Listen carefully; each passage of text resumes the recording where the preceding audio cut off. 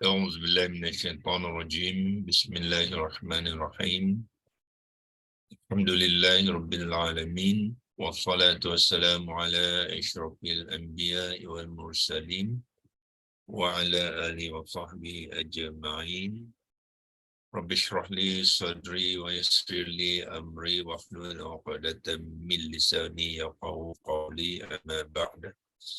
Sekali lagi kita mulakan dengan mengucapkan kesyukuran kepada Allah Subhanahu Wa Taala yang mengizinkan kita untuk sekali lagi bersama di pagi hari ini untuk berkongsikan ilmu mengenai cara-cara mengenal dan memahami kalimah-kalimah dan ayat-ayat Al-Quran, ya. Dan dengan kita memahami dan mengenal tu, tujuannya ialah untuk kita guna pakai isi kandungan Al-Quran tu di dalam kehidupan kita supaya Al-Quran itu sentiasa menjadi panduan, ya, iaitu huda kepada kita, kepada keluarga kita, kepada masyarakat kita dan seluruhnya,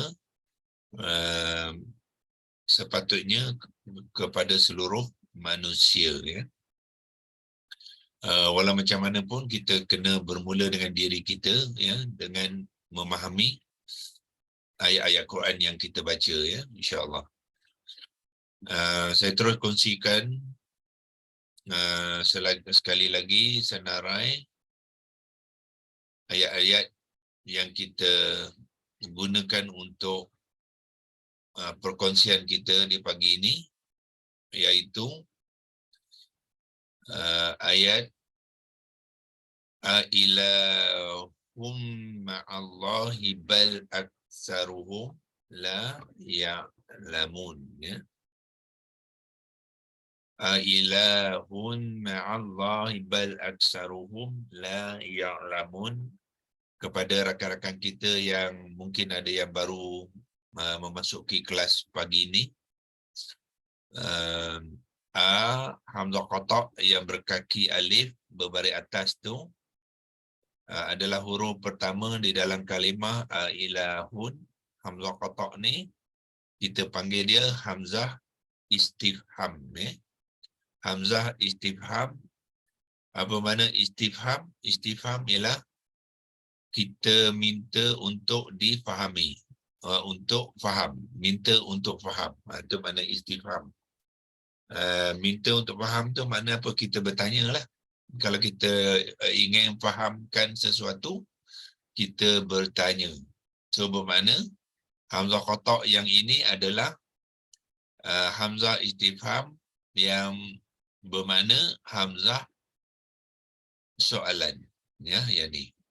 Ini yang pertama tu, ya. So bermakna ilahun ni adalah gabungan dua kalimah. Satu kalimah tu sendiri menjadi satu kalimah harfun. Hamzah adalah kalimah harfun, ya, huruf. Kita panggil dia Hamzah Istifham. Mesti dalam bentuk soalan. Jadi tu membawa erti adakah, apakah, ya, mengikut konteks ayat lah, ya. Okey, ilahun kita sudah mengenal, itu Tuhan. Adakah Tuhan? Ya, ma'a adalah isim zarah makan. Isim zarah makan, bahasa Melayu dia macam mana nak menerangkan isim zarah makan, ya? Kata nama yang mengaitkan dengan kedudukan sesuatu, ya, kedudukan sesuatu. Ma'allah maknanya kedudukan dari sisi Allah, ya, iaitu bersama Allah. Itu dinamakan isim zarah makan, ya. Bahasa Inggeris mungkin lebih senang kita untuk memahaminya ni, ya. Bahasa Inggeris dia dipanggilkan location adverb, ya, location adverb. Dalam Al-Quran ada dua jenis isim zarah. Satu dipanggil isim zaraf makan, yang kedua isim zaraf zaman. Ya. Nah, zaman tu ialah time adverb. Kalimah yang mengaitkan dengan masa. Itu dipanggil isim zaraf zaman. So yang ni isim zaraf makan, ya, yang mengaitkan sesuatu tu dengan kedudukan dengan sesuatu yang lain. Ya. Dalam konteks ni ialah kedudukan Tuhan ni bersama Allah ataupun ya, bersamalah yang terbaik, maknanya bersama Allah. So adakah Tuhan yang lain bersama Allah? Itu dalam bentuk soalan. Maknanya Allah nak mencabar yang mereka-mereka yang mengatakan terdapat Tuhan-Tuhan yang lain selain daripada Allah. Jadi Allah tanya mereka, ya, apakah ada Tuhan selain pada Allah? Itu yang maksudnya ilahun ma'allah. Ya. So ini adalah ayat soalan. Ya, ayat soalan. Kemudian Allah nak jawab soalan yang Allah tanya sendiri itu. Jadi Allah sambung dengan bal aksaruhum la ya'lamun. Ya. Bahkan aksaruhum, semalam kita telah berkongsikan pembentukan aksaru, ya, aksaru kita panggil dia isim tafdhilun, ya, ismun tafdhilun, isim superlatif. Ya, macam mana kita boleh mengenal dia superlatif? Pertamanya dia mengambil acuan af'alu, ya. Tengok di sini bermula dengan hamzah qata' baris atas, kaf sukun, sa baris atas, ra baris depan tu sebenarnya adalah acuan af'alu, ya. Af'alu adalah acuan untuk isim tafdhil.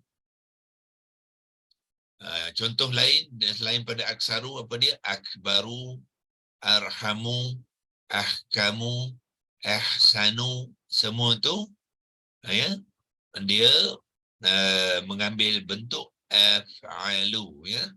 Dan af'alu, tuan-tuan dan puan-puan, dia tidak mengambil tanwin, ya. Dia aksaru saja, ya. Dia bukannya aksarun ke akbarun ataupun arhamun, tidak ada. Dia tidak mengambil tanwin, ya, kerana af'alu bentuk kalimah yang dibangunkan daripada acuan af'alu juga adalah salah satu daripada kalimah dalam kumpulan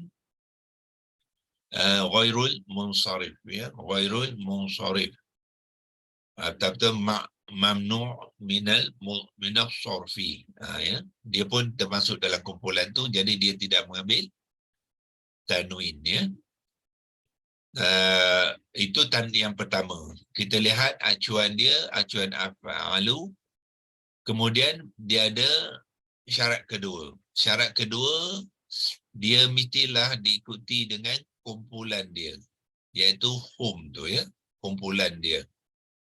Ya, kalau dia tu yang terbanyak, mesti ada kumpulan dia, terbanyak dari kumpulan itu. Itulah bentuk isim tafdhil, ya. Kalau aksaru ni tidak ada hum, dia ada kalimah min, ya. So itu akan menjadi isim muqarinun, ataupun al-muqarin, isim komparatif, isim perbandingan. Jadi nak mengatakan yang paling banyak, ya, kalau muqarin dia ada min, tidak ada hum, aksaru min. Dia nak membandingkan yang ini lebih banyak daripada yang satu lagi. Tu dia mesti ada min, kemudian dia ada kalimah yang dibandingkannya, ya. So dipanggilkan apa tu? Tafdilun alaihi, ya. Kalimah yang dibandingkan tu, ya. So dalam konteks ni dia bukannya komparatif, tetapi dia adalah superlatif.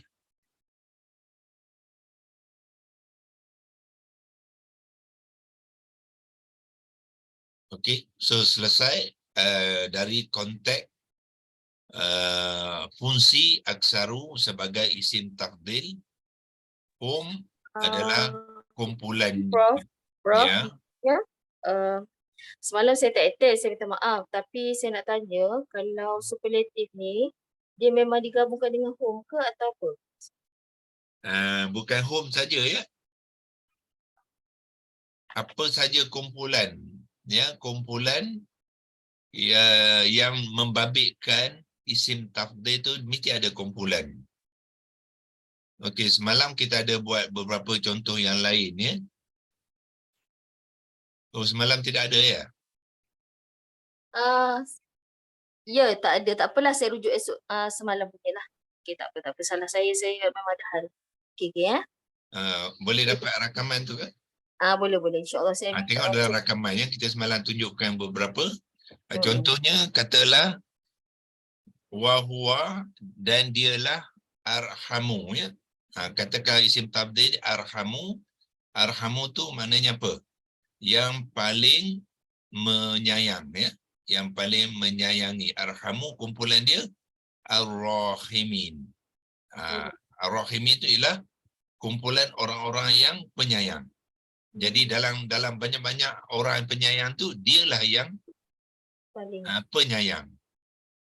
So kumpulan tu, yang ni dia ditukarkan kumpulan tu kepada isim dhamir hum. Ya. Hum tu agaknya siapa, ya? Dalam konteks ni, hum ni lah orang ni lah, orang yang la ya'lamun tu. Yang tidak mengetahui, inilah kumpulannya. Ya. So Allah nak mengatakan, ya, bal, bahkan kebanyakan mereka tidak mengetahui. Jadi kumpulan tu ialah semua orang, ya, yang di mana orang-orang dalam kumpulan aksaru ni menjadi subset, ya, kepada kumpulan tu. Itulah pattern isim tafdil, ya. Okey, dari segi makna kita boleh melihat dengan jelas aksaru bal, bahkan ni kita sudah belajar itu, dia adalah harfun idrob, ya. Idrob betul bahasa Arab. Bahasa Inggeris dia particle of retraction, ya. Bahasa Melayu dia huruf pengalihan, ya. Mana dia bahkan. Jadi tuan-tuan dan puan-puan kena cuba associatekan macam mana bahkan tu dikatakan huruf peralihan, ya. Sebenarnya bahasa Melayu dia tak berapa tepat lah peralihan tu, ya. Yang lebih tepat ialah yang bahasa Inggeris tu lagi tepat. Particle of restriction, ya, restriction. Kalau yang tidak dapat mengikuti kelas hari itu, mungkin saya boleh kongsikan sekali lagi supaya tuan-tuan dapat melihat dengan jelas apa yang dimaksudkan. Particle of restriction, saya boleh kongsikan dalam kita pergi ke ayat ini 27-61 ni, kita tengok kalimah bal ni, ya. Di mana kita boleh pergi? Kita pergi ke korpus, ya. Kita tengok dalam korpus ni sendiri, dan kita pergi ke word by word ni. Sini bal, ya. So tuan-tuan boleh nampak di situ. Inilah yang diterangkan, ya. Retraction particle. Dalam bahasa Inggeris dia, bahasa Arab dia harfun idrabun, ya. Harfun idrab. Ataupun kita katakan huruf idrab. ya, retraction particle. Kalau kita nak tukarkan kepada bahasa Melayu, kita tengok boleh tak dia nak ubah kepada bahasa Melayu, ya. Ya. So dia kata zarah penarikan balik. Jangan ikut zarah ni, ya. Zarah ni Google punya translator kepada huruf, ya. Huruf ada juga membawa erti zarah, ya. Tetapi kita tak mahu guna zarah lah. Ini huruf lah, ya. Huruf penarikan balik. Itu bahasa Melayu dia. Ada yang menggunakan huruf pengalihan. Ya, di manakah huruf pengalihan tu? Itu dia ditunjukkan di dalam tafsir dan pekata. Kalau saya pergi ke ayat ni 27-61, ya, tuan-tuan akan tengok dia menerangkan bal itu sebagai partikel pengalihan. Kalau nak tanya antara dua tu yang mana lebih tepat, yang ni lebih tepat, penarikan balik ni, ya. Lebih tepat daripada pengalihan. Ataupun bahasa Inggeris dia tadi retraction particle, ya. Kalau saya tunjukkan sini 27-61, ya. 27 surah An-Namli, pergi ke ayat 61.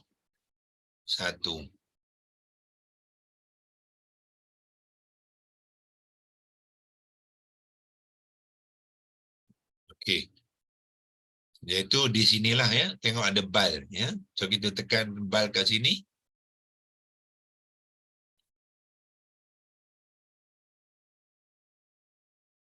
Situ dia kata partikel pengalihan. Mana dia bahkan sama, ya, bahkan. Tetapi dia nyatakan pengalihan. So di antara dua tu yang mana yang lebih sesuai untuk digunakan, kita gunakan yang ni lah, ya. Partikel penarikan balik itu dipanggilkan retraction particle, ya. Mana dia tapi di sini dia memberi dia beri makna sebagai tidak, ya. So antara tidak dengan bahkan, yang mana yang lebih tepat? Bahkan lebih tepatlah, ya. Bukannya tidak. Itu sekadar kita berkongsi macam mana kita nak mencari maklumat-maklumat yang bersesuaian, ya, dengan kalimah-kalimah yang kita kongsikan, ya. Tengok di sini aksaruhum bermakna kebanyakan mereka. Kebanyakan tu daripada yang paling banyak dalam kumpulan mereka ni, jadi diterjemahkan sebagai kebanyakan mereka, ya. Okey, sekarang ni kita nak habiskan dengan aksaruhum, ya. Aksaruhum la ya'lamun. Di sini kalau kita lihat di sini, la adalah harfun nafi, partikel negatif, ya. Dan ya'lamun ialah fi'il mudhari', ya. Tanda fi'il mudhari' ialah adanya ya dan dengan gabungan waw nun, ya, menjadikan dia fa'il, pelaku kepada kata kerja itu mereka, ya. Ain lami daripada alima tahu menjadi mereka mengetahui. Makna ya'lamun ialah mereka mengetahui, tetapi kalimah ni telah negate ataupun ditidakkan oleh kalimah la sebelumnya. Jadi kita kena baca dia sekali, ya, iaitu la ya'lamun bermakna mereka tidak mengetahui, ya. Mereka berterusan sebab dia fa'il mudhari', jadi mereka berterusan tidak mengetahui, ya.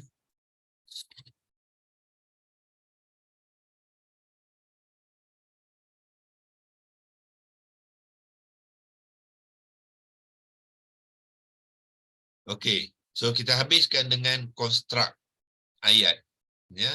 Konstruk ayat dia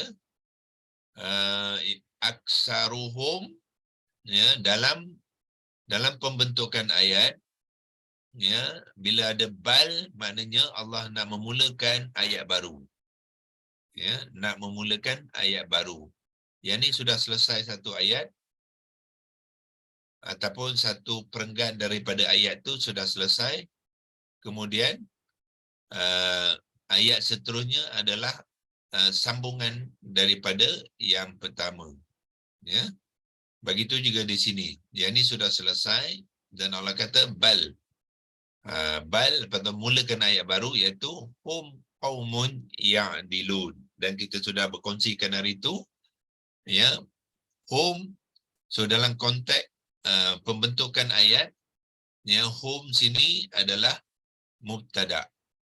Ya, mubtada memulakan cerita baru, cerita ayat tu. Mubtada, ya, kemudian dia ada khabar dia. Qaumun ialah khabar kepada hum, ya. Dia hum. Jadi hum ni ada i'rab dia adalah marfu' yang mabni sebab hum, ijaan hum tidak boleh tukar, ya, dia tidak boleh mengambil baris hadapan mim tu, ya, ataupun ditanwinkan tak boleh. Tetapi kerana dia adalah isim mubtada, so dia tetap mengambil i'rab yang marfu'. So bila dia mengambil mubtada yang marfu', jadi khabar dia pun marfu' jugalah, ya. Apakah khabar? Khabar ialah kalimah yang menceritakan. Ya, khabar maknanya berita, ya. Berita tentang hum tu. Apakah berita tentang hum tu ataupun cerita tentang hum tu? Hum tu ialah qaumun. Ya. Jadi qaumun dia punya khabarnya. Lepas tu ya'dilun adalah sifat kepada qaumun. Ya. Sifat kepada qaumun. Walaupun sifat pada asalnya kalimah isim, tetapi sifat juga boleh digunakan dalam bentuk fi'il mudhari', ya. So sifat ni kita panggilkan jumlah, kerana dia sudah menjadi satu ayat, ya. Ya'dilun, kenapa dia sudah jadi satu ayat? Sebab dia ada fa'il dia, ada perbuatan dia dan ada masa, ya. Bila ada tiga komponen ni, satu perbuatan tu kita boleh panggil dia satu ayat. Jadi ayat sifat. Ya, kita panggilkan ayat sifat kepada qaumun, ya. Untuk menerangkan qaumun tu digunakan kalimah ya'dilun dalam bentuk fi'il mudhari', fi'liyah, jumlah as-sifah. Lebih kurang macam tu cara nak menerangkannya, ya. Dia adalah ayat fi'liyah, ya, ayat mudhari', ayat fi'liyah, dan dia juga mengambil bentuk ayat dan fungsinya ialah mensifatkan qaumun, ya. Qaumun dalam bentuk marfu', ya, jadi ya'dilun juga mengambil bentuk yang marfu', ya. Yang ini adalah fi'il mudhari' yang marfu'. Jadi cara yang sama digunakan di dalam ayat di bawah juga yang ni, ya. So cuma sekarang ni bezanya ialah hum adalah mubtada, isim dhamir mubtada yang marfu', tetapi di sini mubtada'nya ialah sekali dengan aksaru, ya, sebab dia sudah mengambil pertalian idhafah, kita tak boleh pisahkan, ya. So semua idhafah kita kena baca dia sekali lah, iaitu mubtada' aksaruhum, ya. Aksaruhum adalah mubtada'. Kalau kita nak terangkan lebih terperinci sebab dia idhafah, jadi kita terangkan sebagai mubtada' bil idhafah, ya. Mubtada' bil idhafah maknanya mubtada' dengan keadaan idhafah. Ya, itu dipanggil kepada aksaruhum. Jadi kalau dia mubtada', so dia mesti ada khabar dia, ya, berita dia, berita tentang aksaruhum tu apa dia? La ya'lamun. Ya, jadi la ya'lamun ialah khabar dia dalam bentuk ayat. Ya, dan ayat ni adalah ayat nafiyah. Ya, jumlah nafiyah. Lil khabar. Ya, menjadi khabar kepada aksaruhum. So khabar juga boleh mengambil bentuk ayat. Ya, bentuk ayat yang dibentuk dengan gabungan dua kalimah. Kalimah pertama ialah la nafiyah. Kalimah kedua ialah fi'il mudhari' maklum. Yang ini adalah wazan satu, ya. Wazan satu ya'lamu tu wazan satu muzakkar jamak, ya. Ya'lamuna adalah jamak dan i'rabnya ialah marfu'. Macam mana nak mengenal dia i'rab yang marfu'? Kita tengok kepada huruf Nun. mim, ya. Mim itu bila dia mengambil baris hadapan, dia menunjukkan dia mengambil i'rab yang marfu'. Bila mim, kalau dia jamak, dia mesti diikuti dengan komponen ataupun imbuhan waw nun, ya. Dia tak boleh mengambil ya nun, dia kena ambil waw nun. Itulah menunjukkan tanda-tanda kalimah ni adalah fi'il mudhari' yang marfu', bermakna perbuatan tu berterusan berlaku, iaitu la ya'lamun, ya. Kita baca dia sekali. Mereka berterusan tidak mengetahui, ya. Bal aksaruhum la ya'lamun. Bahkan kebanyakan mereka tidak mengetahui. Itu kita boleh terjemahkan sebab kita sudah kenal kalimah tu, ya. Nah, jadi itulah perkongsian untuk kita melihat pembangunan pertamanya kalimah-kalimah di dalam ayat ni, kemudian melihatkan susunan kalimah-kalimah tu dalam membangunkan keseluruhan ayat, ya. Dan kita melihat apakah fungsi-fungsi kalimah aksaruhum tadi adalah mubtada', la ya'lamun tu menjadi jumlah ayat khabar, ya, jumlah khabar yang juga dalam bentuk ataupun keadaan marfu', ya. Okey, mungkin saya akhiri dengan perkongsian la ya'lamun, ya. Kita buat konstruk ataupun pembentukan kalimah ya'lamun, ya. Okey, saya copy saja di sini, bawa ke Lexilogos, ya.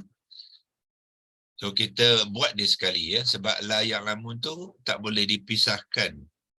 Kalau dipisahkan dia akan memberi makna yang berbeza, ya.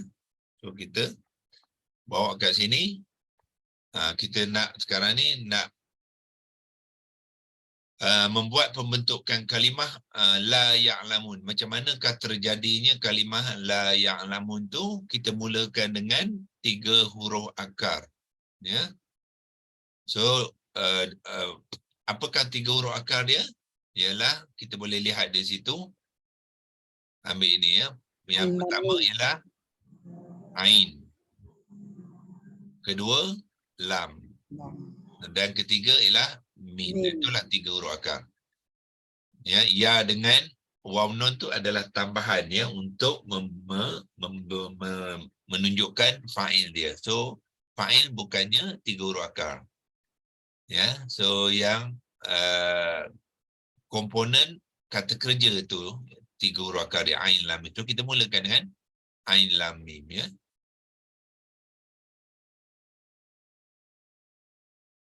Ain lam mim. Itu 3 huruf akar. Ain lam mim tidak mempunyai makna, so kita kena bentuk kan kata dasar supaya dia menjadi satu perkataan dan memberi makna, ya. Apa kita buat? Kita gabungkan dia, ya, dan kita letakkan baris sebab dia sudah berbunyi dalam perkataan, jadi kita letakkan baris ain baris atas, lam baris bawah. Untuk kalimah ni kata dasar dia lam mengambil baris bawah ya. Jadi kalimah kata dasar ni ialah alima, bukannya alama ataupun aluma ya. Dia mengambil lam ni baris bawah ya. Kenapa dia baris bawah? Sebab dia termasuk dalam kumpulan-kumpulan rumah kalimah yang tertentu ya. So kalau kita belajar rumah kalimah, kita boleh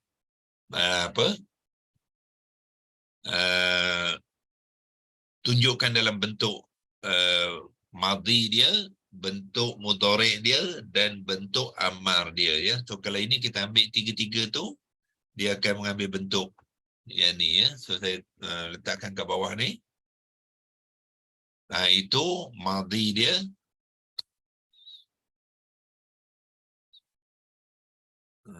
Mana dia? Sini ya. Okey, koma. Mudhari' dia ialah ya'lamu ya. Di sini pun ada pun. Kita boleh ambil sini je. Ya'lamu, ambil sini. Copy, boleh letakkan kat sini. Ya. Dan amal dia i'lam. Allah wasal, ain disukunkan, lam baris atas, dan mim fi'il amal mim disukunkan. Itu dia ya. Ya, so alima ya'lamu i'lam. Ya, so ini kita panggil kumpulan rumah kalimah nombor 4 ya. Kumpulan rumah kalimah nombor 4. Apakah kumpulan kalimah rumah nombor 4? Pertama, lam baris bawah. Kedua, lam baris atas. Ketiga di sini, lam baris atas. Jadi, bawah, atas, atas. BAA ya. So, kalau nak kongsikan kat sini, saya boleh kongsikan gunakan leksi logo ni. Teks ni. Ya, saya tuliskan kat bawah ni. Ini adalah rumah keempat. Ya. Identiti dia ialah BAA. BAA itu maknanya bawah, atas, atas. Ya. Bawah, atas, atas. Yang bermula dengan fi'il mudhari', lam baris bawah. Kemudian dia hanya kita lihat huruf yang kedua saja ya. Huruf kedua lam ni baris bawah. Dalam mudhari', huruf kedua lam baris atas. Dan ketiganya dalam fi'il amal dia mengambil lam baris atas. Jadi kita beri identiti BAA. Itu bila kita jumpa BAA ni, dia adalah identiti untuk kumpulan rumah yang keempat. Ya. Ini sebagai maklumat tambahan saja ya. Supaya kita faham kenapa dia alimah bukannya alamah. Sebab dia masuk rumah yang dalam kumpulan rumah yang keempat. Okey, so kita sambung sini. Ain lam mim huruf akal. Prof, tumpang tanya Prof. Ya. Rumah tu, dia kenapa keempat bukan ketiga? Alimah, ya'lamu, ya'lamu, a'lam.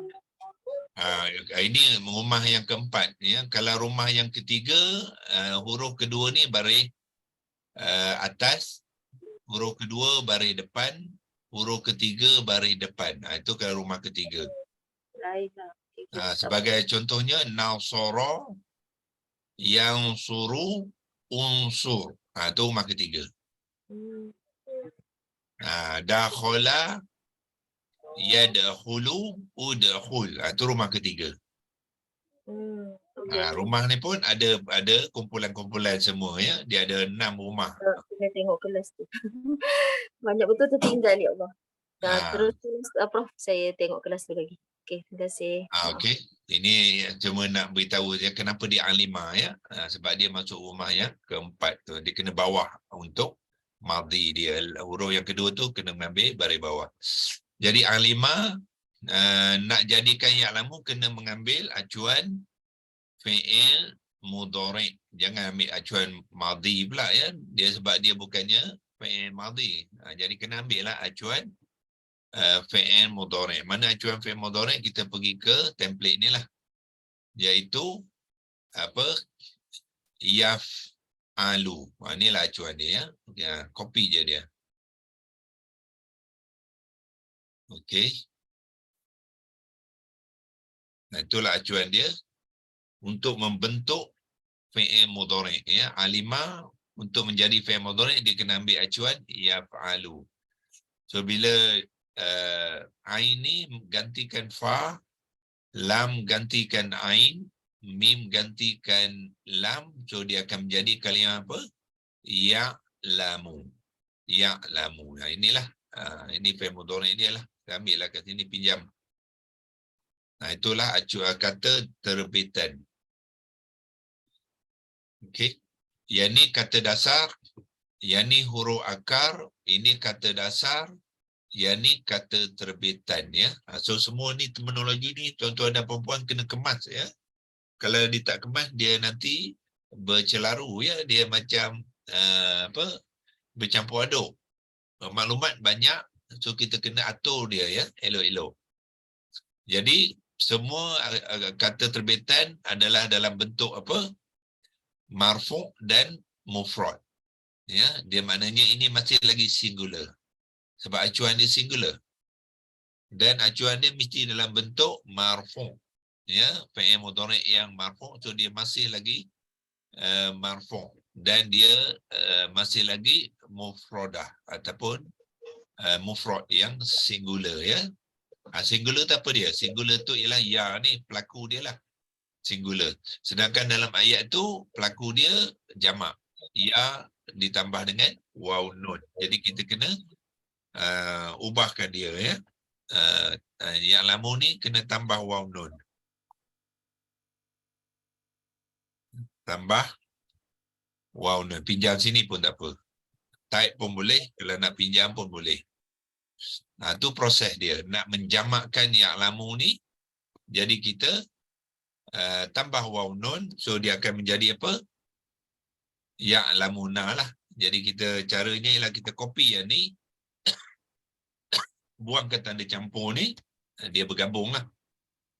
Jadilah ya'lamuna. Inilah fi'il mudhari' yang jamak dan marfu'. Ya, sebab dia nak membentuk kalimah yang di dalam ayat Quran tu, satu lagi step kita tambah je la. Ya, so step terakhir ialah kita masukkan la kepada ya'lamu tu, copy dia, bawa ke sini, bagi space untuk masukkan la sebelum dia ya. Copy je sini. Letakkan la di sini. Jadilah kalimah la ya'lamu. Nah, selesailah. Itulah macam mana pembentukan kalimah la ya'lamun dibentuk daripada tiga huruf akar dia, ain, lam, mim. Kata dasar alima. Maksud tu mana? Okey, dan kita beri, bila ni kita berilah makna, dah boleh beri makna lah, iaitu apa? Mulakan dengan fa'il dia ya, iaitu ya dengan waw nun tu ialah mereka. Mereka, kemudian fi'il mudhari' dia ada elemen masa iaitu sentiasa. Ya. Kita cuba bawa ke bawah, kalau boleh bawa ke bawah. Letakkan ataupun kita tulis dalam apa je lah, dalam Rumi sajalah ya. Letakkan di bawah tu, rumikan saja. Iaitu ambil teks la ya'lamu tu makna dia ialah mereka. Bila ya'lamun kumpulan, mereka tu adalah campurannya lelaki dan perempuan ya. Mereka sentiasa tidak mengetahui. Itu makna kepada la ya'lamun tu. Ambilkan arrow. Ambil arrow warna hijau ya. Ni makna kepada la ya'lamun. Mereka sentiasa tidak mengetahui. Okey. So selesailah ya.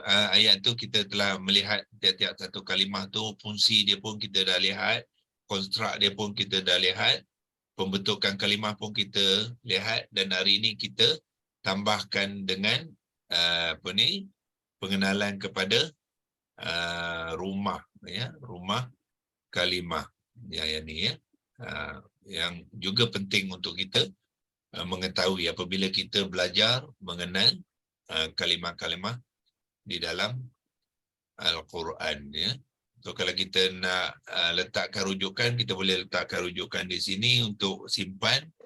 Dia adalah ayat 27 61 sebagai rujukan untuk kita simpan, dan kita boleh print screen, dia akan simpan dalam screenshot ya. So kalau kita nak ulang kaji bila-bila, kita boleh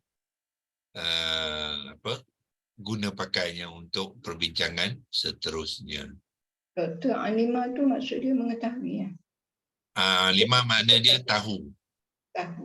Tahu. Dia asas saja ya makna dia. Dia belum kata dasar, dia tidak ada pelaku, tidak ada masa lagi. Dia hanya ada makna asas perbuatan saja, iaitu tahu. Ya, kalau nak sebut mengetahui pun bolehlah ya. Tahu dengan mengetahui itu sama. Tapi dia tak ada siapa, tidak ada bila lagi. So bila dia membentuk kata terbitan, barulah dia ada pelaku dia, iaitu dia ada masanya sentiasa. Dia sentiasa mengetahui. Itulah bezanya kata dasar dengan kata terbitan dia. So di sini lam baris bawah, apabila membentuk fi'il mudhari', lam dia baris atas ya. Ya'lamu. Sebab apa dia ambil lam apa? Sebab ain ni berbaris atas. Ya, dia ambil acuan yaf'alu sebab dia rumah yang keempat, iaitu bawah atas ya. Bawah tu ialah lam, sini baris bawah, mudhari' dia lam baris atas, dan amar dia lam baris atas. Okey, wabillahi taufiq wal hidayah. Wassalamualaikum warahmatullahi wabarakatuh. Kalau kita nak impas kembali ayatnya ialah okey, kita clearkan dulu drawing tu. Ya, iaitu kita mengakhiri ya perbincangan ayat yang ini. Lepas tu besok kita akan sambung ayat seterusnya, ilahum Allah yang qalilan ma tazakkarun. Ya. Ayat ni dan seterusnya 2 ayat saja. Ya, lepas tu kita akan pindah kepada muka surat yang ke-3 ya. Mana muka surat dia? Nanti kita akan pindah pada muka surat ke-3 ya.